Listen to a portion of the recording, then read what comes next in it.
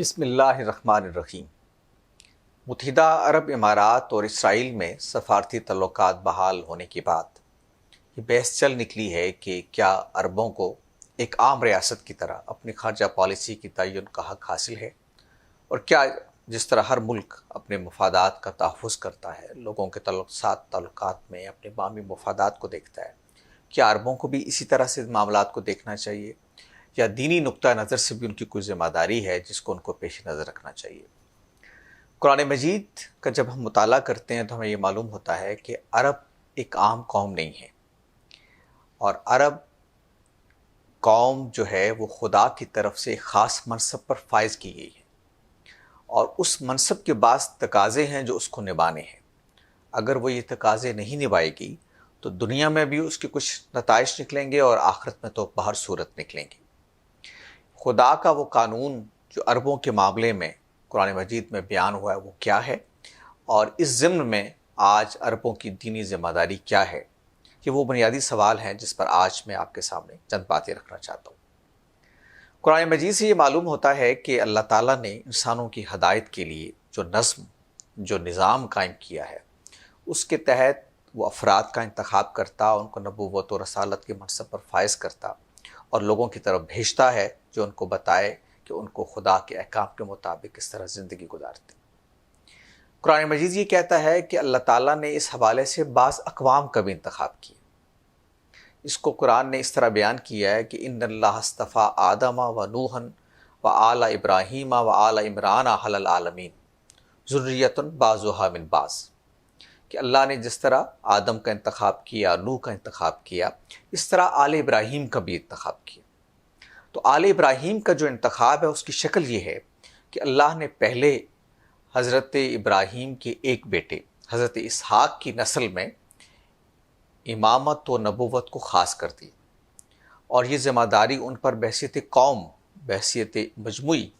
ان پر عائد کی کہ وہ دنیا میں خدا کے دین کے علمبردار بن کر کھڑے ہو جائیں۔ اور قرآن مجید یہ کہتا ہے کہ اللہ نے ان کو یہ منصب امامت پہ فائز کیا، اور ساتھ ہی یہ بھی کہا کہ وہ اگر اللہ کے ساتھ اپنے وعدوں کو پورا کریں گے، منصب امامت و نبوت و رسالت کے جو تقاضے ہیں اس کو نبھائیں گے،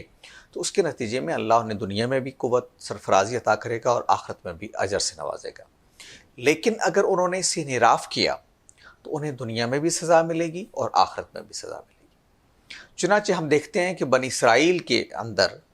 یعنی حضرت اسحاق کی اولاد حضرت یعقوب آپ کے بیٹے تھے جن کا لقب اسرائیل بھی تھا، اور آپ کی نسبت سے بنی اسرائیل، یعنی آپ بنی اسرائیل سے مراد اسرائیل کے بچے، اسرائیل کی آل، اس میں گویا نبوت خاص رہی حضرت مسیح علیہ السلام تک۔ اس میں قرآن مجید سے یہ معلوم ہوتا ہے کہ انہوں نے، یہود جن کو ہم کہتے ہیں بنی اسرائیل، انہوں نے خدا کے ساتھ اپنے وعدے کی پاسداری نہیں کی، اور اس کے بعد انہیں امامت کے منصب سے معزول کر دیا گیا۔ پہلے تو انہوں نے خود اپنے ایک پیغمبر حضرت مسیح کا انکار کیا،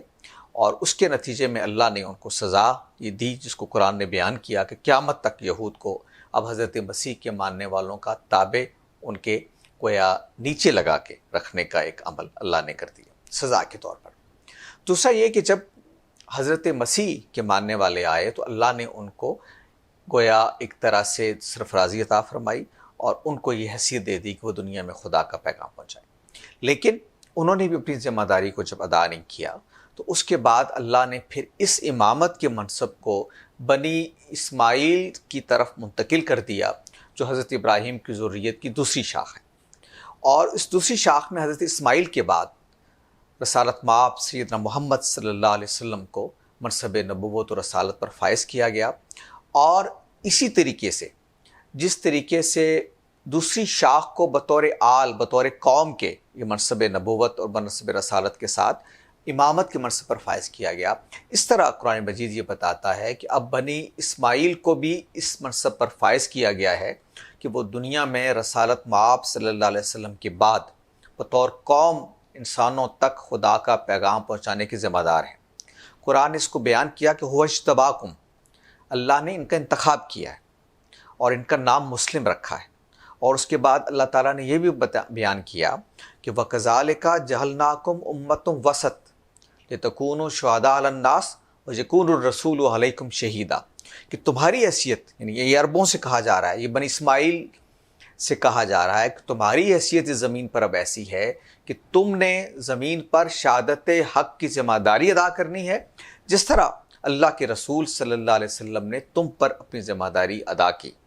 اور گویا تم امت وسط، ایک درمیانی امت ہو، رسول اور علی الناس لوگوں کے درمیان۔ چنانچہ صحابہ اس کا پہلا مصداق تھے، اور صحابہ نے اس میں کوئی شبہ نہیں کہ اپنی اس ذمہ داری کو ادا کیا اور دنیا کے سامنے شہادت حق کی ذمہ داری ادا کرتے ہوئے اللہ کا پیغام پہنچایا۔ اب اس کے بعد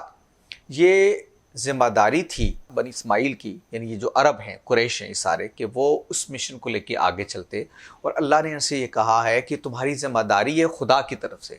اور اگر تم اس کو نبھاؤ گے تو اللہ تمہیں دنیا میں قوت، عزت، سرفرازی عطا کرے گا جیسے بنی اسرائیل کو عطا کی تھی، لیکن اگر انکار کرو گے اور اپنی ذمہ داری نہیں نبھاؤ گے تو پھر تمہیں ذلت اور مسکنت تم پہ طاری کر دے گا، جس طرح بنی اسرائیل پہ طاری کی تھی۔ چنانچہ عرب اب دو ذمہ داریاں ان کو اللہ تعالیٰ نے سونپی ہیں قرآن مجید میں، اور رسالت مآب صلی اللہ علیہ وسلم نے اپنے ارشادات میں ان کو یہ ذمہ داری سونپی ہے۔ تو قرآن مجید اور رسالت مآب صلی اللہ علیہ وسلم کے ارشادات کی روشنی میں یہ بات سامنے آتی ہے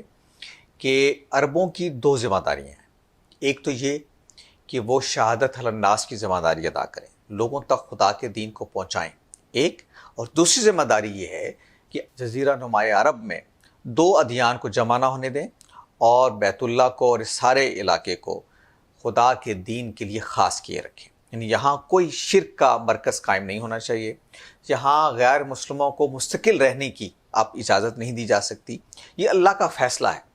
کہ یہ علاقہ جو ہے جزیرہ نمائے عرب جس کو ہم کہتے ہیں، جس میں یہ کہا جاتا ہے کہ اس وقت سعودی عرب، متحدہ عرب امارات، کویت، بحرین، قطر، یہ سارے علاقے شامل ہیں۔ ان علاقوں میں اب اللہ کے دین کے علاوہ کوئی دوسرا دین غالب نہیں رہ سکتا، کوئی دوسرے غیر مسلم وہاں مستقل آباد نہیں ہو سکتے اور اپنی عبادت گاہیں قائم نہیں کر سکتے۔ یہ صرف اور صرف مسلمانوں کا، اسلام کے ماننے والوں کا حق ہے کہ وہ اس سرزمین پہ اپنی عبادت گاہیں قائم کریں، مستقل سکونت اختیار کریں، اس لیے کہ یہ وہ علاقہ ہے جس کو گویا خدا نے اپنے لیے خاص کر دی ہے۔ خدا نے اپنے ماننے والوں کے لیے اپنی توحید کے مرکز کے طور پہ اس کا انتخاب کیا، اور یہ ذمہ داری ہے عربوں کی کہ وہ اس اپنے وعدے پر پورا اتریں جو خدا کے ساتھ انہوں نے کیا۔ هو اجتباکم، اللہ کہتا ہے تمہیں یہ ذمہ داری میں نے سونپ دی ہے، تمہارا انتخاب کر لی ہے۔ اب اگر عرب یہ ذمہ داری ادا نہیں کرتے تو ان پر ذلت اور مسکنت طاری ہو جائے گی۔ تو آج عرب جو بھی خارجہ پالیسی اختیار کریں، جو بھی موقف اختیار کریں، جو بھی داخلی پالیسی اختیار کریں، ان کو یہ بات پیش نظر رکھنی چاہیے کہ وہ خدا کی طرف سے کچھ ذمہ داریاں ان پر عائد کی گئی ہیں، اور ہم مسلمانوں پر بھی وہ ذمہ داری اس طرح سے شفٹ ہو جاتی ہے کہ ہم بھی ان کے ساتھ گویا اس ذمہ داری میں شریک ہو جاتے ہیں، لیکن بنیادی ذمہ داری عربوں کی ہے۔ لہٰذا اگر عرب یہ ذمہ داری ادا نہیں کرتے تو وہ خدا کے قانون کے تحت دنیا میں ان کو ذلت کا سامنا کرنا پڑے گا، اور آخرت میں بھی ان کو جواب دہی کے اس مرحلے سے گزرنا پڑے گا۔